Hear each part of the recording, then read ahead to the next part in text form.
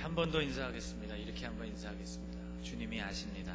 이렇게 한번 인사하겠습니다.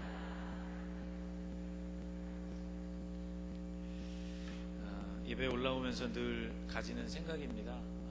여기 모이신 모든 분들의 마음이 아마 다 같지는 않을 것입니다. 다 다른 마음들과 또 다른 염려들과 다른 소원과 다른 생각들을 가지고 모이셨을 텐데 여러분, 주님이 그것을 아십니다. 주님 앞에 우리가 이것을 내려놓고 주의 인도하심 가운데 온전히 나가는 그런 예배가 되기를 소원합니다. 오늘 읽어주신 본문은 죽음을 앞두신 예수님께서 걱정하고 염려하는 제자들에게 해주신 말씀입니다. 예수님은 제자들과 함께 저녁 식사를 하셨습니다. 예수님은 그 식사가 제자들과 나누는 마지막 식사라는 것을 잘 아셨습니다. 요한복음 13장 1절 말씀을 보면 이렇게 기록하고 있습니다. 유월절 전에 예수께서 자기가 세상을 떠나 아버지께로 돌아가실 때가 이른 줄 아시고 곧 하나님께로 가셔야 할 때가 가까이 왔다는 것을 아셨다는 그런 말씀이죠. 그 밤에 예수님이 제자들에게 하신 말씀은 그래서 사실상 유언과 같았습니다. 여러분, 여러분의 삶이 이제 얼마 남지 않았다고 한번 가정을 해 보십시오. 아마도 말이 평소와는 아주 많이 달라질 것입니다. 단어 하나, 문장 하나를 선택하는 일에도 아마 깊은 생각을 하게 될 것입니다. 그동안 예수님께서 많은 말씀을 하셨지만 그 밤에 주신 이 말씀들은 그러므로 그 중에서도 아주 중요하고 무게 있는 말씀이었습니다. 식사 도중 주님은 제자들의 발을 일일이 닦아주시고는 너희도 그렇게 사랑하고 서로 섬기라는 말씀을 해주셨습니다. 그리고 식사가 계속되는 동안 예수님은 제자들이 그 말씀을 듣고 불안해하고 걱정해할 만한 그런 말씀들을 들려주십니다. 예수님은 더 이상 비유를 사용하지 않으셨고 아주 분명하고 직설적으로 말씀을 해주십니다. 이런 말씀이었습니다. 제자들 중 한 명이 예수님을 팔게 될 것이라는 그런 말씀을 해주셨습니다. 또 다른 제자는 그 밤에 예수님을 모른다고 3번씩이나 예수님을 부인하게 될 것이라는 말씀을 들려주셨습니다. 제자들은 아주 불안했죠. 예수님을 팔아넘길 사람이 우리들 중에 과연 누구일까? 내가 예수님을 위해서 목숨을 버릴 것도 각오했는데 이 밤에 내가 주님을 3번씩이나 모른다고 부인하다니 도대체 이게 무슨 말씀일까? 그렇게 불안으로 술렁거리는 제자들에게 예수님이 오늘 말씀을 들려주신 것이죠. 이렇게 말씀하셨습니다. 너희는 마음에 근심하지 말라. 하나님을 믿으니 또 나를 믿으라. 주님은 근심하지 말라고, 나를 믿으라고 말씀해 주셨습니다. 저를 한번 따라해 보실까요? 너희는 마음에 근심하지 말라. 하나님을 믿으니 또 나를 믿으라. 아멘. 주님이 이렇게 말씀하시고 걱정하지 않아도 좋은 이유로 그 말씀들을 이어가셨습니다. 새번역 성경으로 이 1절 뒤에 나오는 말씀을 여러분에게 한번 읽어드리겠습니다. 내 아버지의 집에는 있을 곳이 많다. 그렇지 않다면 내가 너희가 있을 곳을 마련하러 간다고 너희에게 말했겠느냐? 나는 너희가 있을 곳을 마련하러 간다. 내가 가서 너희가 있을 곳을 마련하면 다시 와서 너희를 나에게로 데려다가 내가 있는 곳에 너희도 함께 있게 하겠다. 주님이 지금 해주시는 이 말씀은 사실 죽음을 앞두고 있는 사람에게서 들을 만한 그런 말이 아니었습니다. 예수님의 이 말씀은 아주 익숙하고 전통적인 화법으로 말해진 그런 말씀입니다. 이 말씀을 듣는 유대인들이라면 누구나 예수님이 지금 하고 계시는 이 말씀이 어떤 상황에서 말해지는 말이었는지를 잘 알았습니다. 이 말은 신랑이 하는 말이었습니다. 죽음을 앞둔 사람이 왜 신랑이 하는 대사를 말하고 있는 것일까? 여러분, 우리 교회에도 행사 때 사용되는 2가지 봉투가 있죠. 하나는 축의금 봉투, 또 하나는 부의 봉투입니다. 결혼식에 사용되는 축의 봉투, 또 장례식에 사용되는 부의 봉투이죠. 축의, 축하하는 뜻을 담아서 전달하는 봉투, 부의, 안타까운 마음을 담아서 전달하는 봉투, 그런 뜻입니다. 그런데 여러분, 이 두 가지를 혼동해서 사용하면 아주 실례입니다. 종종 그런 일들이 있죠. 잘못 봉투를 가지고 와서 급하게 넣어서 전달을 하는데, 여러분, 결혼식에 슬픈 뜻을 전달한다면 여러분 어떻게 되겠습니까? 참 이 결혼식이 유감입니다. 그러면서 봉투를 전달하는 셈이죠. 또 장례식에 축의금 봉투를 전달한다면 참 경사입니다. 기쁜 마음을 전합니다. 그런 뜻이 되는 셈이니 참 큰 신뢰입니다. 마치 이것과 같이 죽음을 앞두신 주님께서 결혼식과 관계된 신랑의 말을 하고 있는 이 말을 주님은 왜 말씀을 하고 있는 것일까? 유대인들의 혼인 풍습을 우리가 깊이 들여다보아야 이 말이 가지고 있는 깊은 의미를 깨달을 수 있습니다.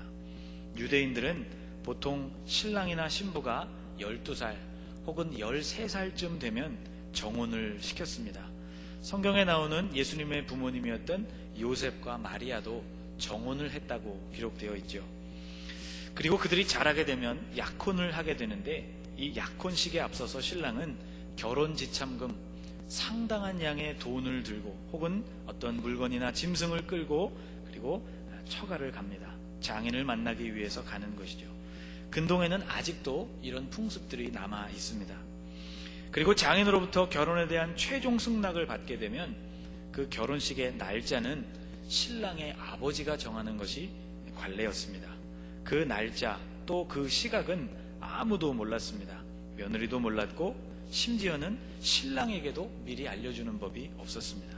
그래서 누군가가 신랑에게 언제 결혼하나요? 이렇게 물으면 잘 모르겠습니다. 아버지만 아십니다. 저는 준비하고 있을 뿐입니다. 아마 그런 대답이 돌아왔을 것입니다. 약혼의 기간은 1년 정도였다고 합니다. 신부의 순결을 확인하기 위한 목적이 있었다고 합니다. 슬기로운 5처녀의 이야기에서 신랑이 언제 올지를 몰랐던 까닭이 바로 여기에 있죠. 그 1년 가운데 언제쯤 신랑 일행이 들이닥칠지 아무도 몰랐기 때문입니다.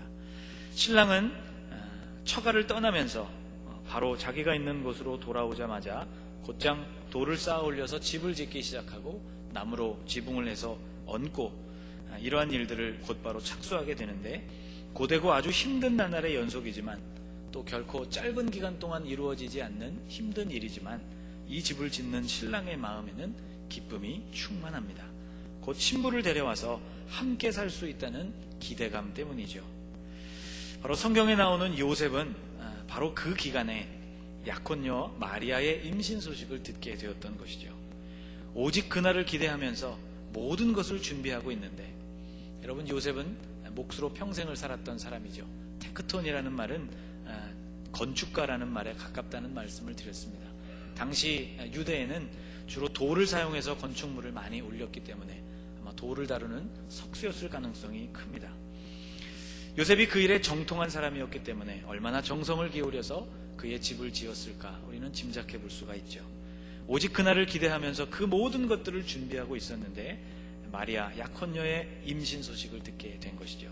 여러분, 얼마나 기가 막혔을 것이며 그 배신감과 실망감이 얼마나 컸을 것인가 우리는 짐작해 볼 수 있습니다. 그런데 성경을 보면 요셉은 조용히 파혼을 하려고 했다고 기록하고 있습니다.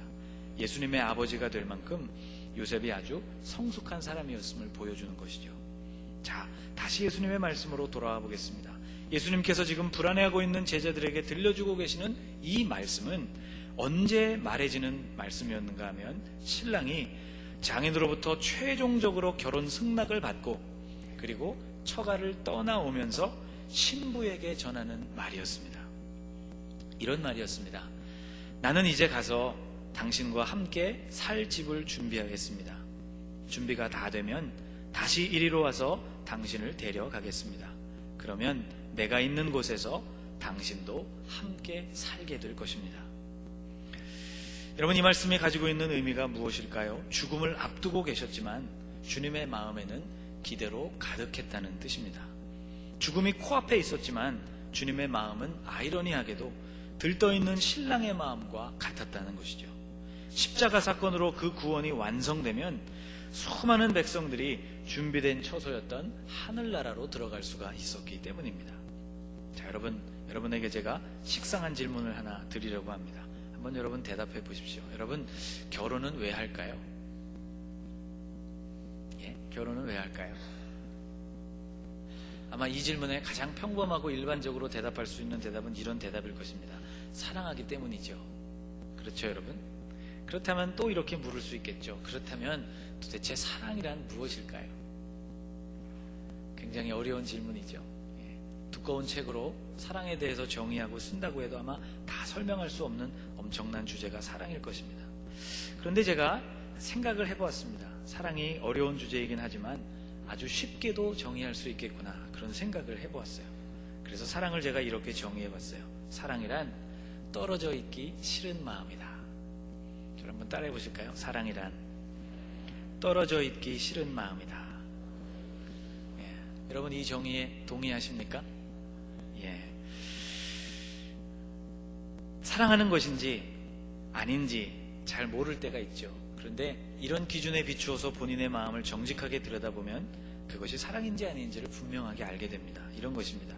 지하철 승강장에서 상대방을 보내고 싶지 않은 마음이 든다면, 바래다 준 집 앞에서 발걸음을 돌리기가 아쉽다면, 그 아쉬운 헤어짐을 이제는 그만 끝내고 싶다면, 여러분, 그것이 바로 사랑입니다. 오늘 설교의 제목은 예수님의 말씀에서 가져온 것이죠. 나 있는 곳에 너희도 있게 하리라. 예수님의 간절한 소원은 주님이 계신 그곳에 우리도 함께 있는 바로 그것입니다. 여러분, 우리는 예수님과 함께 있을 때 가장 행복합니다. 예수님과 함께 있을 때가 우리에게는 가장 편안한 시간입니다. 예수님과 함께 있을 때가 우리로서는 가장 안전한 순간이라는 것이죠. 누가복음 15장을 보면 집 나간 둘째 아들에 대한 비유가 나옵니다. 이 둘째 아들의 별명은 여러분이 잘 아시는 대로 탕자입니다. 그는 아주 배은망덕한 아들이죠. 아버지가 아직 두 눈을 시퍼렇게 뜨고 멀쩡하게 살아계신데 아버지가 죽어야 받을 수 있는 유산을 달라고 아버지에게 요구를 했습니다. 계획을 잘 세워서 받은 유산으로 잘 생활을 했으면 좋았을 텐데 받은 유산을 다 정리해서 먼 나라로 당장 떠나서는 그 모든 재산을 다 탕진해버리고 맙니다. 우리말에 벼룩도 낯짝이 있다는 말이 있는데 다 망해먹고 무슨 염치가 있었는지 다시 아버지에게로 돌아왔던 아들, 바로 그가 둘째 아들입니다. 그런데 여러분, 이 탕자가 아버지에게로 그의 삶을 다시금 돌이키게 된 그 계기를 우리가 살펴보게 되면 아주 심오합니다.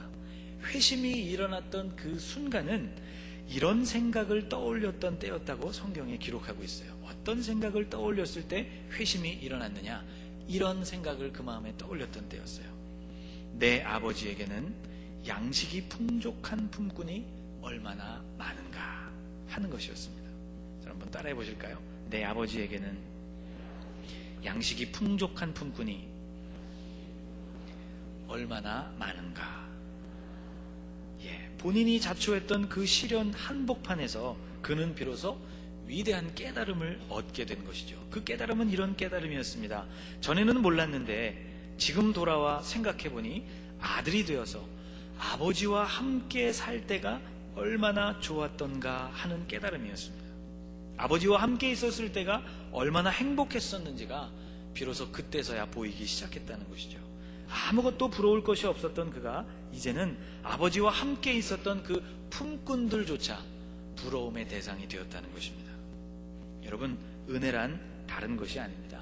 은혜란 바로 이런 것입니다. 아버지와 함께 있는 것이 은혜입니다. 아버지와 함께 있는 것이 얼마나 행복한가를 깨닫는 것이 은혜인 줄 믿습니다. 여러분, 예수님과 함께 있는 것이 복입니다. 예수님과 함께 있는 것이 은혜입니다. 시편 기자는 주님의 집에 그렇게 머무는 것이 얼마나 행복한 것인지를 이렇게 고백하고 있습니다. 주의 궁정에서의 한 날이 다른 곳에서의 첫날보다 나은즉 악인의 장막에 사는 것보다 내 하나님의 성전 문지기로 있는 것이 좋사오니. 여러분, 이 고백에 동의하십니까? 주님과 함께 보내는 하루가 다른 곳에서 보내는, 즐거운 곳에서 보내는 첫날보다도 훨씬 더 낫다는 이 고백에 여러분 동의하십니까? 5성급 호텔에서 지내는 것보다 하나님의 성전에서 문지기로 지내는 그 짧은 순간이 훨씬 더 행복하다는 이 고백에 여러분 동의하십니까? 만일 여러분 이 질문에 그렇다라고 여러분이 대답하실 수 있다면 여러분은 은혜가 무엇인지를 아는 사람들입니다. 최고의 행복은 예수님이 계신 곳에 함께 있는 것입니다. 구약 성경에 나오는 인물들 가운데 최고의 로맨티스트가 누구일까? 그렇게 생각을 해보면 제 머릿속에 한 인물이 떠오릅니다. 그는 바로 야곱이라는 사람입니다. 그는 라헬을 보자마자 사랑에 빠지고 말았습니다. 근데 라헬의 아버지였던 라반은 딸을 그냥 줄 수가 없었죠. 금방 말씀드린 대로 고대 근동에는 정해진 풍습이 있었기 때문입니다. 결혼 지참금을 가지고 와서 딸을 데려가야만 하는 풍습이 있었기 때문이죠. 라반은 아마도 이렇게 야곱에게 말했을 것 같습니다. 자, 너는 빈손으로 왔다. 너에게는 결혼 지참금도 없다. 그러니 내 밑에서 7년을 일해야 내가 라헬을 너에게 주마. 야곱이 이 제안을 수락하게 되었고 그 긴 7년의 세월이 지나가게 되었습니다. 여러분, 제 말을 믿으십시오. 7년은 굉장히 긴 기간입니다. 제가 다른 사람들보다 군대 생활을 좀 오래 했거든요. 3년 4개월 정도를 했습니다. 근데 여러분 믿어주십시오. 이 40개월이 얼마나 길었는지 모릅니다. 7년이라는 기간은 거의 이 기간을 2배 정도 지나는 기간입니다. 제가 그 기간이 얼마나 길까를 그렇게 생각해 봤더니 앞이 깜깜해지더라고요. 정신이 혼미해지고 아찔해질 만한 이 7년의 기간, 야곱이 그 기간을 기다려야만 했다는 것이죠. 그런데 여러분, 성경은 어떻게 말하고 있는지 아십니까?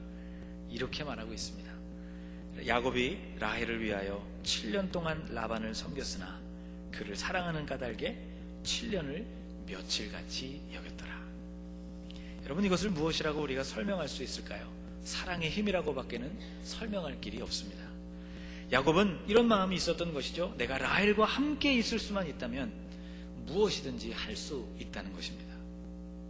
여러분, 주님은 예비된 그 처소로 우리를 인도하시기 위해서, 우리와 거기서 영원토록 함께 사시기 위해서 죽음을 선택하신 분이십니다. 그리고 다시 살아나신 분이십니다. 지금 성령으로 우리와 함께 하고 계신 분이십니다. 주님은 우리를 영원히 떠나지 않으신다고 약속해 주셨습니다. 주님의 소원은 과거에도, 그리고 지금도, 그리고 앞으로도 당신이 계신 그곳에 우리가 함께 있는 바로 그것입니다. 주님은 요한복음 15장에서 이렇게 말씀을 해주셨습니다. 내 안에 거하라. 나도 너희 안에 거하리라. 가지가 포도나무에 붙어있지 아니하면 스스로 열매를 맺을 수 없음같이 너희도 내 안에 있지 아니하면 그러하리라. 나는 포도나무요 너희는 가지라. 그가 내 안에, 내가 그 안에 거하면 사람이 열매를 많이 맺나니 나를 떠나서는 너희가 아무것도 할 수 없음이라. 여러분, 이것이 무슨 말씀입니까? 우리가 주님 안에 거하고 주님이 우리 안에 거하는 것, 주님과 우리가 함께하는 이것이 주님의 최대의 과제요 소원이요 우리를 통하여 이루고자 하시는 생애의 목적이라는 말씀입니다. 여러분, 우리의 소원도 주님의 소원과 같아지기를 간절히 소망합니다.